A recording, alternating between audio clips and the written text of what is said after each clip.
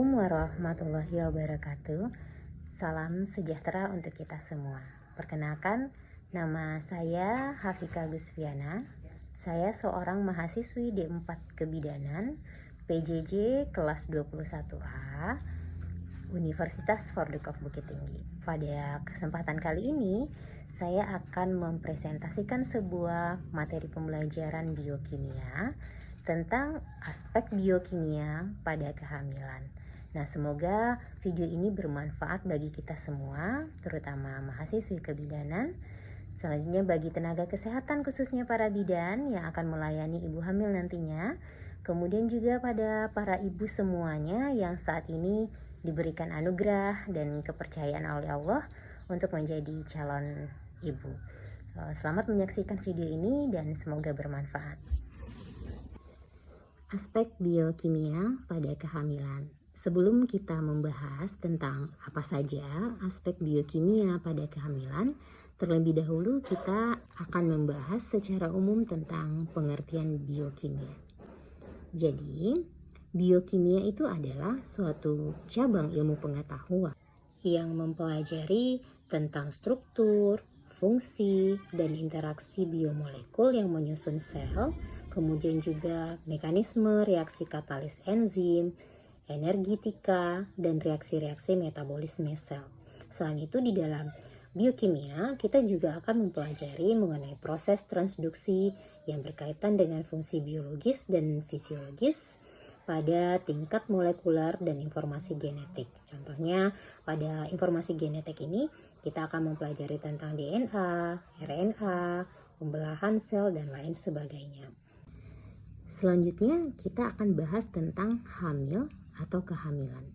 Jadi kehamilan itu adalah proses yang terjadi dari pembuahan sampai terjadi kelahiran. Nah, proses pembuahan itu dimulai ketika sel telur dibuahi oleh sel sperma, lalu dia tertanam di lapisan endometrium dan kemudian akan berkembang menjadi janin. Biokimia dalam kehamilan. Nah, kalau kita akan membahas mengenai aspek biokimia dalam kehamilan, itu banyak sekali yang perlu kita kaji. Tetapi dalam presentasi ini saya akan membahas mengenai 3 hal, yaitu tentang hormon, tentang urin, dan tentang darah atau hematologi. Di dalam hormon yang akan kita bahas itu adalah hormon-hormon apa saja yang ada selama kehamilan, apa fungsinya, apa efek samping dan pengaruhnya terhadap kehamilan atau terhadap ibu hamil sendiri. Yang kedua di dalam urin. Nah, pada urin kita akan membahas mengenai kandungan urin yang dapat kita ketahui melalui pemeriksaan kimia dan kemudian apa keterkaitannya terhadap kehamilan dan ibu hamil. Yang ketiga adalah mengenai darah. Di dalam darah kita tidak akan membahas mengenai komponen-komponen darah, akan tetapi kita lebih menekankan pada pembahasan perubahan hematologi pada ibu hamil selama kehamilannya. Hormon adalah zat aktif yang dihasilkan oleh kelenjar endokrin yang masuk ke dalam peredaran darah untuk mempengaruhi jaringan secara spesifik. Nah, dialirkan oleh darah menuju ke berbagai jaringan sel dan menimbulkan efek tertentu sesuai dengan fungsinya masing-masing. Di bawah ini kita akan membahas mengenai hormon-hormon dalam kehamilan. Hormon-hormon kehamilan yang pertama adalah HCG atau Human Chorionic Gonadotropin. Nah, saya sebut hormon ini sebagai hormon yang istimewa. Kenapa? Karena hormon ini hanya khusus ditemukan pada tubuh wanita hamil. Jadi kalau seandainya kita tidak hamil, maka hormon ini tidak akan ditemukan di dalam tubuh kita. Nah, hormon ini biasanya dibuat oleh embrio segera setelah terjadinya pembuahan dan karena adanya pertumbuhan dari jaringan plasenta. Hormon HCG ini juga merupakan indikator yang dideteksi oleh alat tes kehamilan melalui air seni. Nah, kadar HCG yang terlalu tinggi di dalam darah nanti akan menyebabkan ibu hamil itu menjadi mual dan muntah atau yang lebih sering kita kenal dengan istilah morning sickness. Nah, hormon HCG itu Pada kehamilan ektopik umumnya kadar HCG-nya itu lebih rendah dari normal. Sementara pada kehamilan mola hidatidiosa kita akan menemukan kadar HCG-nya yang sangat tinggi sekali. Pada keguguran tidak adanya perkembangan janin dan kehamilan, biasanya kadar HCG ini gagal meningkat atau bahkan menurun. Nah, kadar HCG itu akan naik 2 kali lipat setiap 2 hari hingga mencapai puncaknya maksimal pada hari ke-80 atau 120 hari. Nah, itu kenapa pada ibu hamil sering mereka mengeluh mulai merasakan mual dan muntah pada awal kehamilan dan nanti akan menghilang di kehamilan yang lebih dari 4 bulan. Jawabannya adalah karena pada usia kehamilan 120 hari kadar dari hormon HCG ini akan menghilang. Yang kedua adalah HPL atau Human Placental Lactogen. Nah, hormon ini adalah yang dihasilkan oleh plasenta. Hormon kehamilan ini berperan penting dalam produksi ASI. Kadar HPL yang rendah mengindikasikan bahwa plasentanya tidak berfungsi dengan baik. Nah, dampak dari hormon ini biasanya dia akan memberikan perubahan terhadap pembesaran payudara, kemudian membuat rasa ngilu dan sakit pada areal puting. Selanjutnya, hormon HPL ini juga memiliki efek anti-insulin dan metabolisme dari glukosa. Kemudian dia akan memberikan efek pada lipolisis glukosa, terutama pada ibu hamil yang sedang berpuasa. Dia akan menunjukkan bahwa HPL ini mempunyai efek proteksi atau melindungi pada janinnya. Dalam keadaan puasa akan merangsang HPL, sekresi HPL ini sehingga penggunaan glukosa pada ibu hamil itu akan menurun. Hal ini akan menjamin tercukupinya kebutuhan energi bagi janin meskipun ibunya sedang berpuasa. Yang ketiga adalah hormon relaksin. Hormon relaksin ini adalah hormon yang terdapat di dalam ovarium. Nah, hormon relaksin ini dia adalah hormon polipeptida yang disekresi oleh korpus luteum kehamilan dan plasenta. Fungsinya sesuai dengan namanya itu akan memberikan efek relaksasi, terutama pada sendi panggul, dan juga dia akan melunakkan dari leher rahim atau serviks. Hormon relaksin ini dia akan mencapai maksimal fungsinya itu pada kehamilan 38 sampai 42 minggu atau pada saat ibu hamil sudah mendekati masa persalinannya. Yang keempat adalah hormon estrogen. Hormon estrogen ini memiliki fungsi yang sangat banyak sekali dalam kehamilan. Yang diantaranya adalah dia berpengaruh pada sistem kardiovaskular maternal, yaitu menyebabkan vasodilatasi dari sirkulasi uteroplasenta, kemudian stimulasi dari sistem renin, angiotensin, aldosteron, dan kemungkinan juga pada neovaskularisasi plasenta. Kemudian dia akan menyebabkan peningkatan dari kontraktilitas uterus dan mempunyai efek mitogenik terhadap pertumbuhan dan perkembangan dari glandula mamae atau payudara. Kemudian dia juga berfungsi untuk memperkuat dari dinding rahim yang berguna untuk mengatasi kontraksi pada saat persalinan. Peningkatan hormon estrogen di dalam kehamilan itu akan berpengaruh pada kondisi tubuh ibu. Nah, sehingga kita sebut beberapa efek samping yang kadang berpengaruh negatif ya selama kehamilan terhadap ibu. Di antaranya itu adalah dia akan melembutkan jaringan tubuh sehingga jaringan ikat dan persendian tubuh ibu tidak lagi kuat seperti sebelum hamil.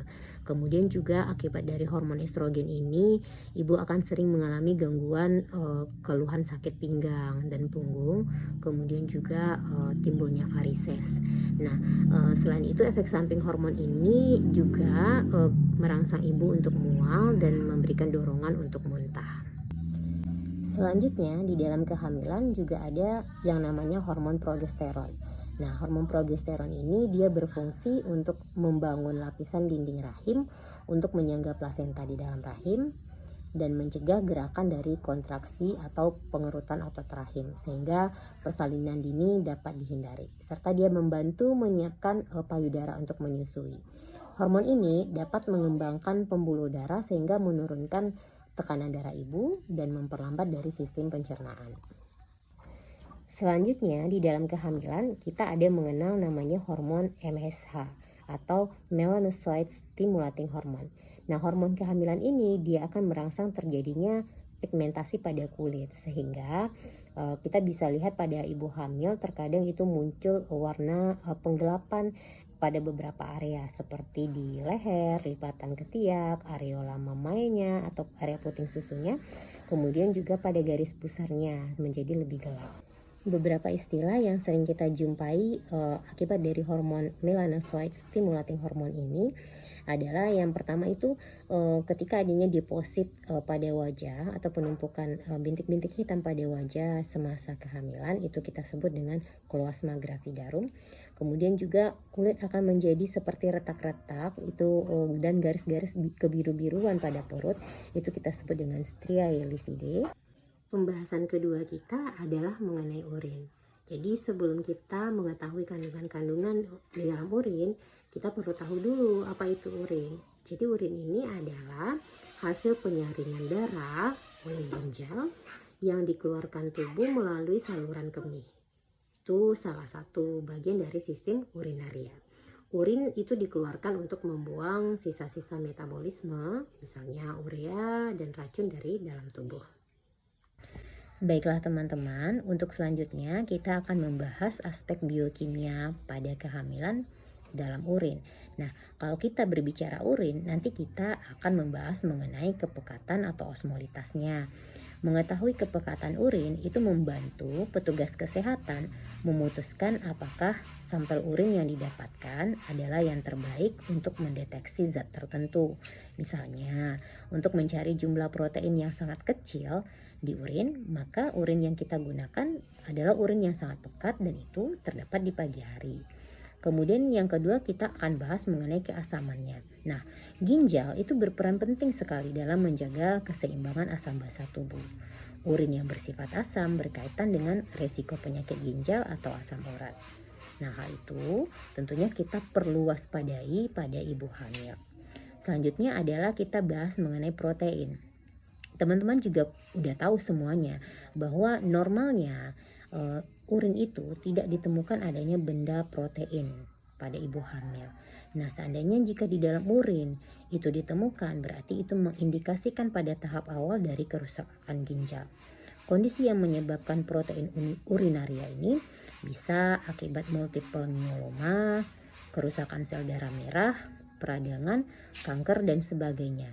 Nah, pada ibu hamil, kalau ditemukan benda protein di dalam urinnya, berarti kita harus perlu waspadai dan curigai adanya indikasi pada penyakit preeklamsia pada ibu hamil. Dan kita perlu melakukan pemeriksaan protein urin ini pada setiap ibu hamil dari trimester 1 atau kehamilannya di atas 20 minggu. Pemeriksaan pada urin selanjutnya adalah pemeriksaan glukosa. Biasanya glukosa sangat sedikit di dalam urin atau bahkan tidak ada. Keberadaan glukosa di dalam urin kita sebut dengan glukosuria. Dapat disebabkan oleh gangguan hormonal, penyakit hati, obat-obatan, dan juga kehamilan. Nah, selama kehamilan, pemeriksaan glukosa ini juga penting kita lakukan terhadap ibu hamil untuk mendeteksi adanya diabetes gestasional. Selanjutnya adalah pemeriksaan keton. Bila karbohidrat tidak tersedia, maka tubuh kita akan memetabolisme lemak untuk dipergunakan sebagai energi yang dibutuhkan. Nah, pemecahan lemak ini nanti dia akan menghasilkan suatu zat limba yang kita sebut dengan keton. Keton biasanya tidak ditemukan juga di dalam urin. Sejumlah besar keton di dalam urin itu menunjukkan kondisi yang sangat serius yang kita sebut dengan ketoasidosis diabetik. Penyebabnya bisa dari diet rendah gula, diet karbohidrat, kelaparan, atau muntah parah juga dapat menyebabkan keton berada di urin. Teman-teman tahu bahwa pada pasien kehamilan yang mengalami mual muntah yang berlebihan atau hiperemesis gravidarum, itu dia akan kita temukan adanya benda keton di dalam urinnya. Selanjutnya ada nitrit. Bakteri yang menyebabkan infeksi saluran kemih atau sering kita singkat dengan ISK itu akan merubah enzim yang membuat nitrat menjadi nitrit. Nah, kalau seandainya nitrit ditemukan di dalam urin, itu menunjukkan adanya indikasi infeksi pada saluran kemih. Yang terakhir, kandungan yang akan kita bahas di dalam urin itu adalah estrase leukosit. Estrase leukosit ini adalah enzim yang akan ditemukan di dalam sel darah putih. Keberadaan enzim ini menunjukkan pertanda adanya peradangan yang umumnya disebabkan oleh infeksi saluran kemih. Darah. Darah adalah cairan yang terdapat pada semua tubuh makhluk hidup, kecuali tumbuhan ya, di mana dia tingkat tinggi yang berfungsi untuk mengirimkan zat-zat oksigen yang diperlukan oleh jaringan tubuh. Kemudian dia berfungsi juga untuk mengangkut bahan kimia hasil metabolisme dan juga sebagai alat untuk pertahanan tubuh terhadap serangan virus atau bakteri. Darah adalah organ khusus yang berbeda dengan organ lainnya karena dia berbentuk cairan. Darah ini merupakan medium transport tubuh dengan volume darah manusia itu biasanya berkisar antara 7-10% dari berat badan normal. Dan jumlahnya itu bisa berkisar antara 4,5-5 liter. Keadaan jumlah darah pada setiap orang itu berbeda-beda atau tidak sama, tergantung kepada usia, pekerjaan, serta keadaan jantung dan pembuluh darah. Darah itu seperti kita ketahui dia terdiri beberapa komponen, yaitu terdiri atas plasma darah, ada butir-butir darah yang kita sebut dengan leukosit dan eritrosit. Kita bahas sedikit mengenai komponen darah. Yang pertama ada sel darah merah atau eritrosit, atau dalam istilah bahasa Inggrisnya itu disebut dengan red blood cell. Darah ini adalah sel yang paling banyak ditemukan di dalam tubuh manusia dan fungsinya adalah untuk mengangkut oksigen dari jaringan ke seluruh tubuh. Bagian dari eritrosit terdiri dari hemoglobin, yaitu sebuah biomolekular yang berfungsi untuk mengikat oksigen. Nah, selama hamil, ibu perlu menjaga kadar hemoglobinnya. Ini sangat penting sekali karena kalau seandainya ibu hamil, dia memiliki kadar Hb yang terlalu rendah atau terlalu tinggi, dia ini akan memberikan dampak atau efek samping terhadap kehamilan atau janinnya. Jadi diusahakan selama ibu hamil itu dilakukan pemeriksaan hemoglobin pada trimester pertama dan trimester akhir menjelang persalinannya. Selanjutnya ada sel darah putih atau leukosit atau white blood cell. Dia adalah salah satu komponen penting juga di dalam darah, yang mana fungsinya adalah untuk membantu tubuh melawan berbagai penyakit infeksi dan juga sebagai bentuk sistem kekebalan tubuh atau pertahanan tubuh terhadap serangan virus atau bakteri. Nah, leukosit ini tidak berwarna dan memiliki inti. Dia dapat bergerak bebas di dalam tubuh, dapat menembus dari dinding kapiler darah. Selain itu, leukosit tidak membelah diri atau bereproduksi dengan cara mereka sendiri. Nah, melainkan mereka bereproduksinya adalah dari produksi sel hematopoietik yang ada dalam sumsum tulang belakang. Keping darah atau trombosit adalah sel yang tidak mempunyai nukleus pada DNA-nya dan bentuknya tidak beraturan dan ukurannya biasanya memiliki diameter 2-3 cm yang merupakan fragmentasi dan megakariosit. Nah, trombosit ini memiliki bentuk yang tidak teratur, tidak berwarna dan tidak berinti, serta ukurannya itu lebih kecil bila dibandingkan dengan eritrosit dan leukosit, serta dia akan mudah pecah bila tersentuh oleh benda yang kasar. Selama kehamilan akan terjadi perubahan hematologi pada ibu. Perubahan hematologi yang terjadi pada ibu ini merupakan dampak dari adaptasi yang fisiologis. Perubahan yang terjadi pada sistem sirkulasi darah ibu itu dipengaruhi oleh beberapa faktor. Yang pertama, itu meningkatnya kebutuhan sirkulasi sehingga dapat memenuhi kebutuhan perkembangan dan pertumbuhan bagi janin yang ada di dalam rahim. Yang kedua, karena terjadinya hubungan langsung antara arteri dan vena pada sirkulasi retroplasenter. Dan ketiga, adalah pengaruh dari meningkatnya hormon estrogen dan progesteron selama kehamilan. Kehamilan akan mengakibatkan peningkatan aliran darah ke berbagai organ seperti otak, ginjal, dan arteri koroner. Aliran pada darah ginjal itu pada usia 16 minggu yang akan membantu peningkatan ekskresi. Volume darah maternal itu total meningkatnya sekitar 30 sampai dengan 50%. Volume darah semakin meningkat di mana jumlah serum itu lebih besar dibandingkan dengan pertumbuhan sel darahnya. Sehingga terjadi semacam pengenceran darah atau yang sering kita sebut dengan hemodilusi. Dengan puncaknya akan terjadi pada usia kehamilan 32 minggu.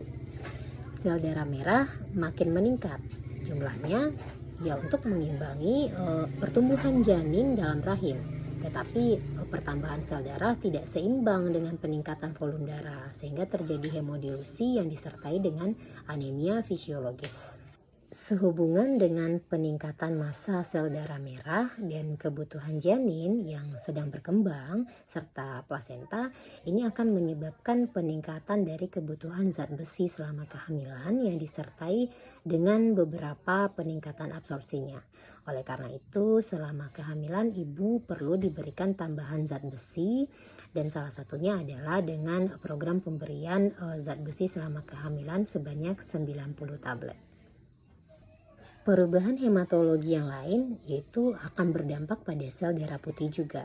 Hal ini terjadi karena berkaitan dengan stres fisiologis yang terjadi selama kehamilan.